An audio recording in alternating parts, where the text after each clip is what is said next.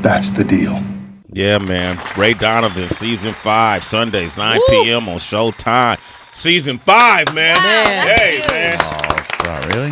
Yeah, man. I Yeah, mean, thank you. things don't always last 5 seasons, brother. It's true. Yeah, that's true. Yeah, That's true. It is, then even the challenge of, I think, what we're watching on TV or alternative platforms, whether they're HBO, Netflix, or Showtime, it's just a lot of great programming that I'm seeing out there. So would you agree? Like, I just feel like in think so. recent years, and I think the digital platforms kind of help the other platforms push the envelope a lot more.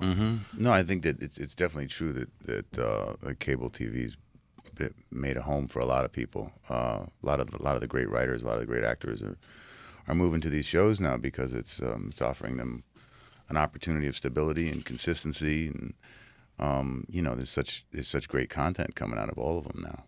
How much say so do you have in the storylines with Ray Donovan? I have some. I think I trust the collaboration. I trust the process. The writers write, the actors act, the directors direct, the producers produce. I think there's a reason why that works. Why there's a system there that works, and I think you gotta respect it. Some things happen that you go, okay, yeah, let me step in here, let me talk about this, or but I've been wrong many times, and I've learned that, so I have to be prepared to be wrong and prepared to not fight any fight too hard. But the ones I've wanted to win, I've won. And the ones I should have lost, I've lost. Okay. So then how do you feel about what I'm noticing now is a lot of people who will be the lead role in their series, sometimes they'll actually direct an episode and they're still in it. Do you feel like there's room for error with that since your attention is being split? Sure. It's really hard, because I think so much of directing television is about transitions. So composition is a really big deal, and if you're in the scene, it's hard to see the composition. It's hard to make a correction, and a lot of time with television, because you're shooting so fast, there's no time to do a third and fourth take. There's no time to go back and look at playback and see what you did and go, you know what, let's pull out of that shot as we end the scene. So it is. You're compromised as a director, but it's like, it's getting to drive your dad's sports car. It's hard to resist. So then how do you make the transition after Ray Donovan? Because even when I'm watching it at like 3 o'clock in the afternoon, it's dark. Like I got to set the mood. I have to get into the mood for Ray, get my Johnny Black, like just get in that mood. Damn. Because it puts At you. 3 in the afternoon? Well, Sway, you judge geez. differently. Okay. Don't judge me. But I get into that mood and it's like, all right, Ray he shot a priest. He banged out this little whore on the side. Like, how do you go home and go like, all right, I'm dad. Let's go to the zoo. You know what? Because the best way is the kids, because the kids really don't give a crap where I've been. They really don't care what I've been doing. Kids, yeah. Yeah, because when your kids are at a certain age, like mine are like 8 and 10 right now. You remember being 8 and 10 years old? Nothing existed but you. Right. You know what I mean? Kids are so selfish. They just true. exactly. That's true. They're just little narcissists, and I love that because they don't care. Like if I had a bad day, it doesn't matter. Yeah. Jump on their shit. And that's what you do. Get on their boat. Get on that ride. Get on that train, because it's infinitely more fun than the one you just got off of. True. So, but when I don't have them, it's hard. I've been practicing meditation for about 30 years, and with some consistency. When I'm good, I do it. But when I'm good and I'm doing it, it helps a lot. Yeah. You start your day that way, to end your day that way, to kind of close the book, open the book, say, okay, I'm working now, I'm not working now, especially with dark characters like Ray, because that stuff gets in your head. You can't help but get in your head if you're doing it every day. Yeah. On the subject of your kids, I couldn't help but think about this unneeded controversy back in July when you were at Comic-Con with your daughter and your son, and everyone, well, not everyone, but That's a my lot son. of people. They're both my son. Oh, my bad. There you go. Both of your sons. But your youngest, your youngest son. Yeah. A lot of people were just side-eyeing and having these words because he was dressed as Harley Quinn from Suicide Squad. So they saw some issues with a little boy being dressed as a girl. Thoughts on that? I don't know. That's what he wanted to do. That's how he wanted to express himself. Yeah. Thought he did a damn good job too. I thought he looked great. He killed it. The wig was it. popping. I don't want to make him feel uncomfortable about stuff like that. You know what I mean? I don't want to make it an issue. Unfortunately, I do what I do for a living, so I'm going to get more attention maybe than I want to get. But I can't make that his problem. That was a big milestone moment too. I think in the relations for a father and a son to stand by your son and be comfortable with him being comfortable. Like he'll remember that for years.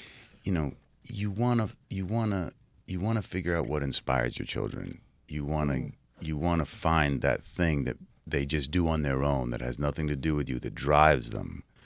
And you're lucky if you find that, and they're lucky if they find that. So you got to be careful not to shut anything down. You got to be careful not to, put your political, social stuff on them. Let them find their own thing. And, I don't know if I'm doing it right, but I'm doing it right for me, and I'm doing it right for him. Yeah, it is, man. Liev Schreiber. Listen to that voice. I feel like Mayweather's going to walk in the room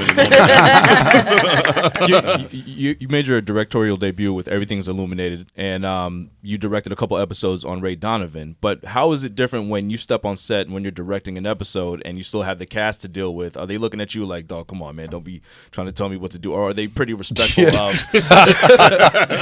Yeah. No, they're all. I mean, the thing about the group of actors that I work with on that show, they're all like amazing veterans of the business, and all of them are directors. All of them are super, super talented, deep people. So I'm very appreciative when they do what I say, because it's rare. Right. We got Nina on the line from California. Nina. Good morning. Good morning. I am so excited to talk and hear from you. I am a Ray Donovan fan. Thank you. Excuse me, as well as my husband. You are an amazing actor, because you. I sometimes deal with issues at work and they piss me off. And I'm like, what would Ray Donovan do? He'd be just cool and calm and just think about things you'll do later. So that kind of keeps me going through the day. I just want to let you know.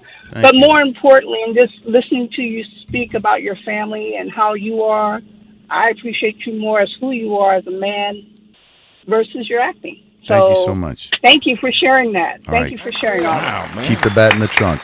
Okay, keep a bat in the trunk. All right, Chris. Chris, what up? And Chris is important. What up, Chris? Yo, what up, HB? What up, Sway? What up, Liev? What How up, you doing? How is everybody this morning? It's good, bro.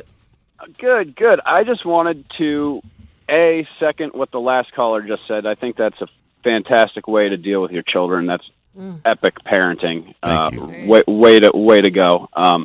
I'd also just wanted to ask you about your experience working with John Turturro on his directorial debut of Fading Gigolo, and how did that correspond with him as a first-time director, and how did that correspond for you as a first-time director when you directed your first? Well, that wasn't John's first film. I think that might be like John's third film, or second. I'm not sure.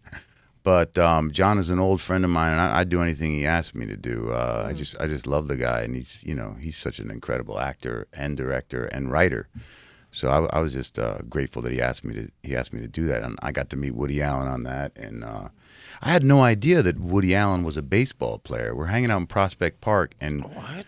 this cat can throw. I mean, he's got form. Woody Allen? I did not expect that. He's like 200. Oh, come on, Heather. He's not that old. How old is he? 100. No, But he's okay, not two. well, Come on. He could make the throw from third to first, and I was impressed.